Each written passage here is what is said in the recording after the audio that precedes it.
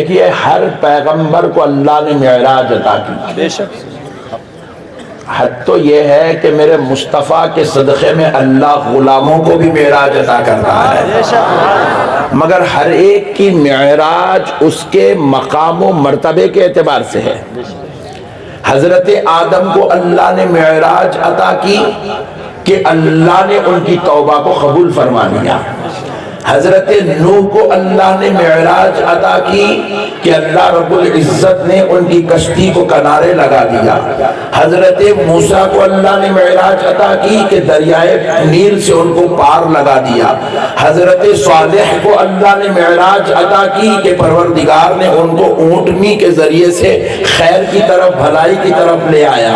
اللہ نے حضرت عیسیٰ کو معراج عطا کی کہ وہ بغیر بابا کے اپنے صرف ماں سے پیدا ہوئے اور جھولے میں لیٹ کر 2 دن کا بچہ بات کرنے لگا۔ ہر ایک کو اللہ نے معراج عطا کی، کسی کو معراج نارے نمرود میں عطا ہو رہی ہے، کسی کو معراج دریائے نیل میں عطا ہو رہی ہے، کسی کو معراج وادی ذی زرع میں نصیب ہو رہی ہے۔ مگر خدا کی قسم مومنوں، اپنی قسمت پہ قربان جاؤ، تمہارے رب نے تم کو ایسا شان والا بنایا ہے کہ تم ایسے نبی کا کلمہ پڑھتے ہو کہ تمہارے اور ہمارے نبی کو نہ معراج دریائے نیل میں ہو رہی ہے، نہ معراج نارے نمرود میں ہو رہی ہے، نہ معراج حضرت صالح کی طرح اونٹنی کے پاس ہو رہی ہے، نہ معراج حضرت عیسیٰ کی طرح جھولے میں ہو رہی ہے، بلکہ میرے مصطفیٰ کو رب نے جب معراج کروانا چاہا تو زمینوں پہ معراج نہیں کرایا، آسمانوں میں معراج نہیں کرایا، گھروں میں معراج نہیں کرایا، بازار میں یا مسجد میں معراج نہیں کرایا، کائنات کے تمام مراحل سے اٹھا کر اپنے دربار میں بلایا اور لامکان بلا کر اپنا دیدار کرا کے معراج کرایا، اپنا دیدار کرا کے معراج کرایا، اپنا دیدار۔ حضور کی معراج کیا ہے؟ اللہ کا دیدار کرنا، یہ حضور کی معراج ہے۔ بھائی مائک کا کم کر دو، چلے گا، ذرا پبلک کا ویلیوم بڑھا دو۔ حضور کی معراج کا ہے اللہ کے دیدار میں، اللہ کا دیدار حضور نے کیا، اللہ کا دیدار حضور نے کیا۔ بازو والے کیا بولتے معلوم ہے؟ حضور کو اللہ کا دیدار نہیں ہوا، یہ بازو والے تاکہ ان کا بھی آپ کو تعارف ہوتا رہے۔ نہیں بھائی بدماش ہے، بدماش ہے، کیا بدماشی کر رہا وہ بھی معلوم ہونا ضروری ہے نا۔ خالی بدماش ہے، بد عقیدہ ہے، بد عقیدہ ہے، بد عقیدہ ہے بولے تو نہیں چلتا۔ بد عقیدہ بولتے کس کو، کئی کو بد عقیدہ ہے، یہ پتہ چلنا ضروری ہے۔ دیکھو ہمارا عقیدہ ہے قرآن اور حدیث کے مطابق کہ اللہ کا دیدار حضور کو ہوا، وہ بھی لامکان میں ہوا، خواب میں نہیں ہوا، زمین پہ نہیں ہوا، مسجد میں نہیں ہوا، کعبے پہ نہیں ہوا، لامکان میں ہوا۔ کس کا دیدار ہوا؟ اللہ کا۔ تو اللہ کا دیدار لامکان میں ہونا یہ حضور کی معراج ہے۔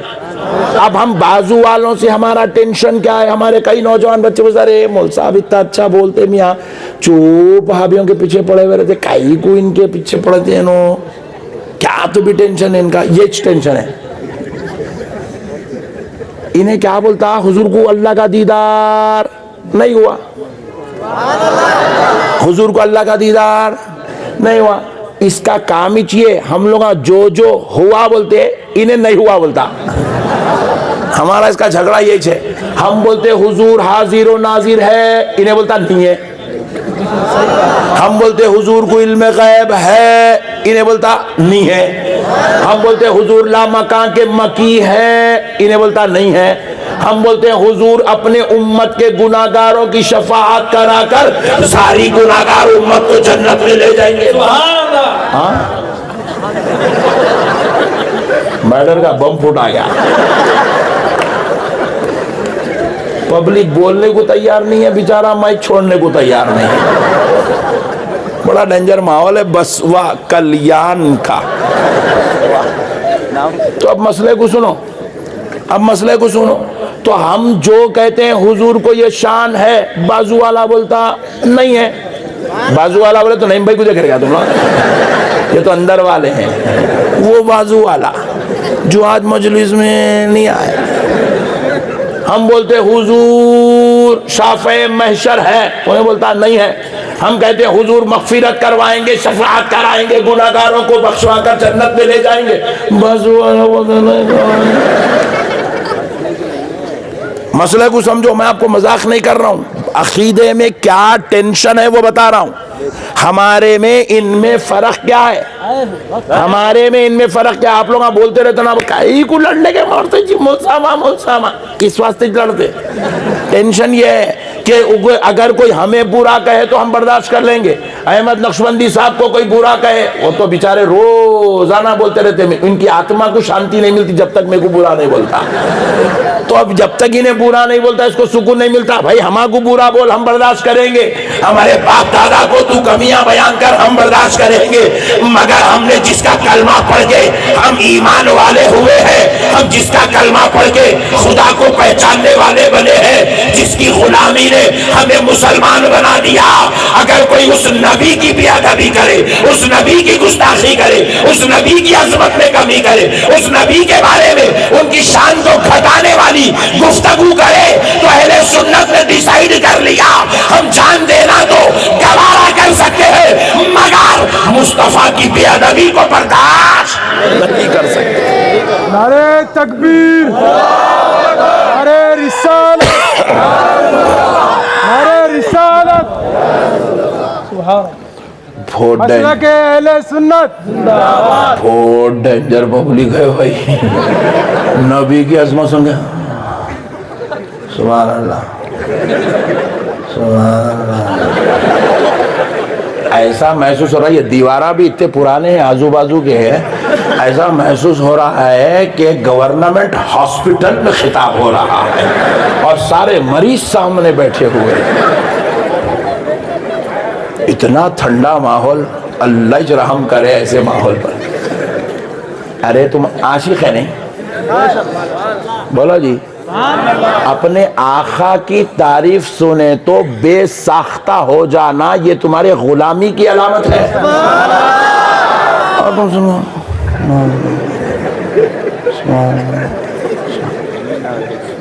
بہت ٹھنڈے لوگ آئے ہوئے بسوا کلیان میں۔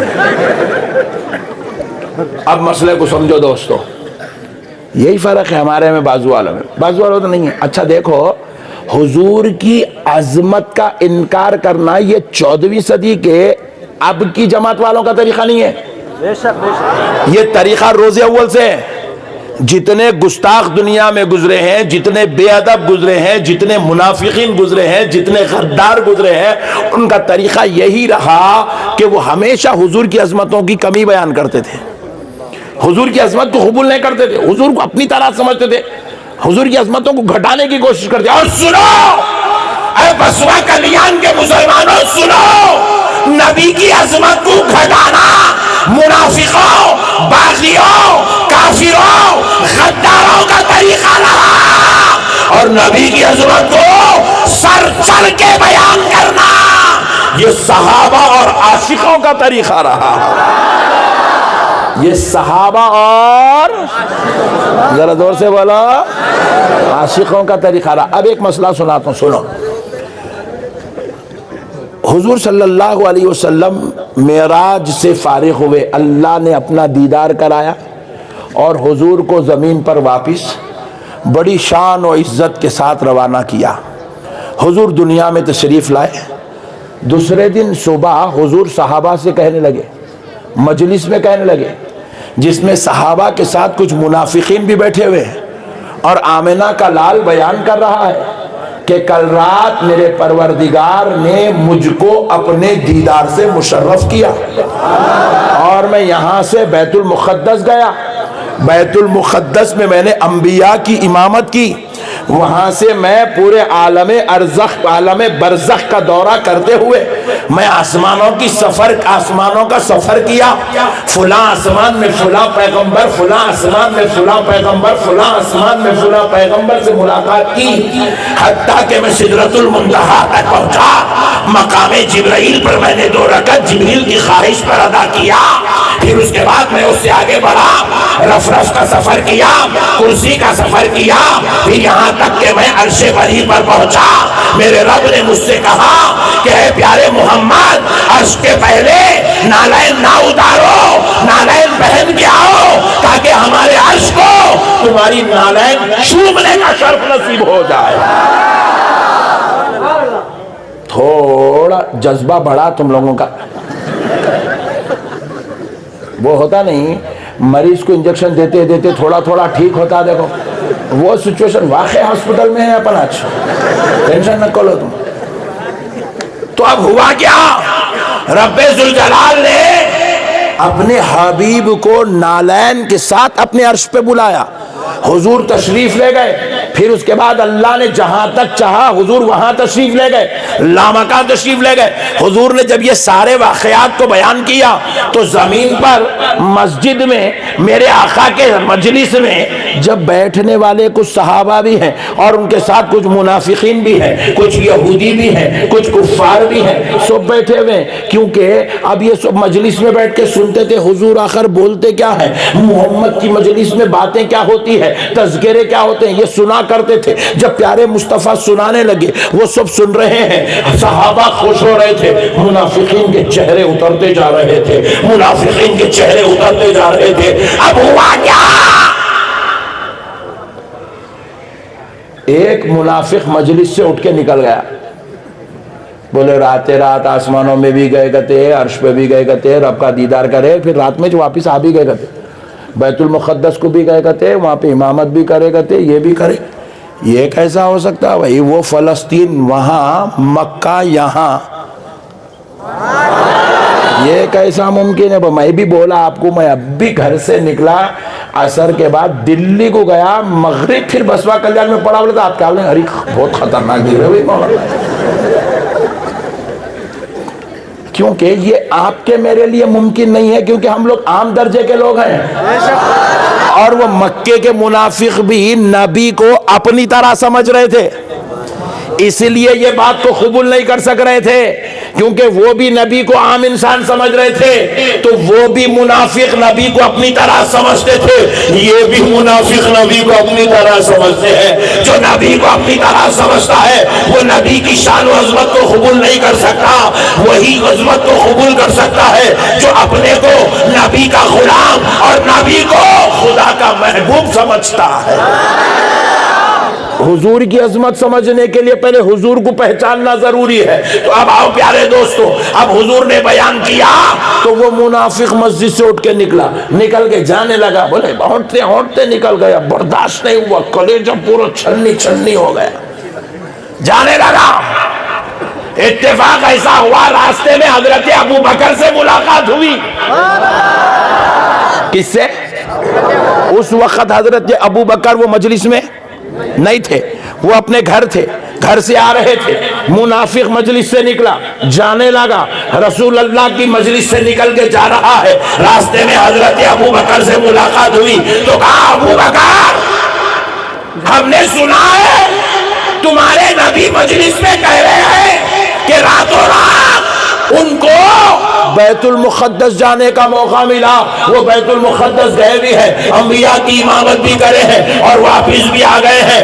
ابو بکر ذرا سوچو یہ کیسے ہو سکتا ہے، تمہارے نبی تو اور آگے بھی کہہ رہے ہیں کہ وہ آسمانوں میں بھی گئے ہیں، وہ عرش تک بھی گئے ہیں، وہ سدرہ تک بھی گئے ہیں۔ ابو بکر ذرا سوچو یہ کیسے ہو سکتا ہے۔ سنو مومنو، یہ منافق تھا جو نبی کی شان قبول نہیں کرا، وہ ابو بکر ہے۔ انہوں نے پوچھا بتا تو یہ جو جملے کہہ رہا ہے کہ رات بیت المقدس گئے، بیت المقدس سے آسمانوں میں گئے، آسمانوں سے رب کی بارگاہ تک گئے، کیا یہ میرے مصطفیٰ نے کہا؟ تو وہ منافق ہے، ہاں ہاں تمہارے نبی نے کہا، تو حضرت ابو بکر وہی راستے پر اسی چوراہے پر اعلان کرنے لگے، اللہ کی قسم اگر یہ جملے میرے مصطفیٰ نے کہا تو ابو بکر میرے مصطفیٰ کی اس معراج کو قبول کرنے کے تیار ہے۔ میرے نبی کی اس معراج کو ابو بکر قبول کرتا ہے۔ سنو، یہ رسول کے منہ سے سن کے قبول نہیں کرا، اور حضرت ابو بکر منافق کے منہ سے سن کے قبول کر رہے ہیں۔ عاشق اور باغی میں یہ فرق ہوتا ہے۔ عاشق نبی کی عظمت سنتا ہے تو قبول کرتا ہے، منافق قرآن بھی پڑھ لے، حدیث بھی سن لے، نبی کی عظمت قبول نہیں کر سکتا۔ یہی فرق ہے سنی میں وہابی میں۔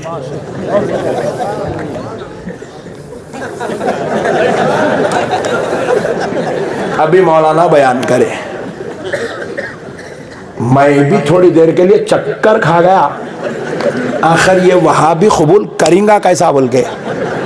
مولانا بولے ایک رکعت میں غوث اعظم حافظ قرآن بنا کے چھوڑ دیے،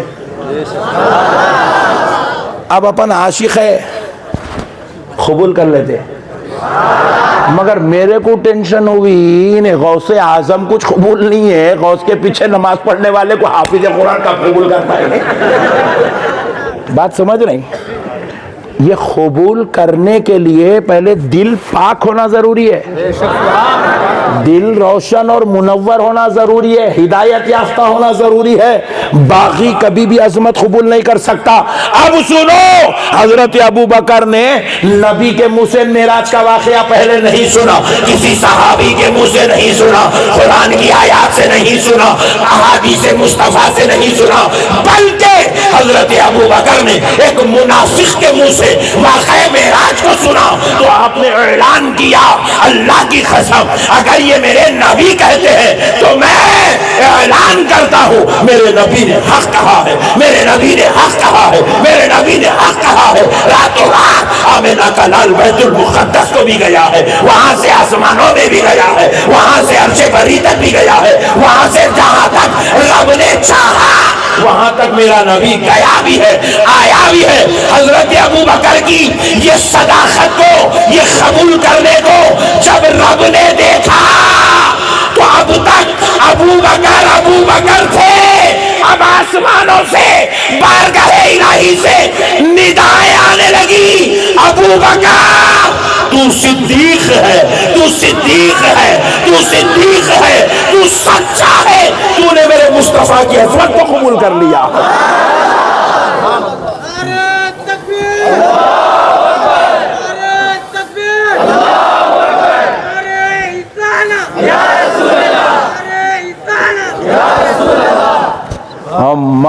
ایک نکلا، بہت محنت کرنا پڑتا بس واقعہ۔ اصل کیا ہوگا معلوم؟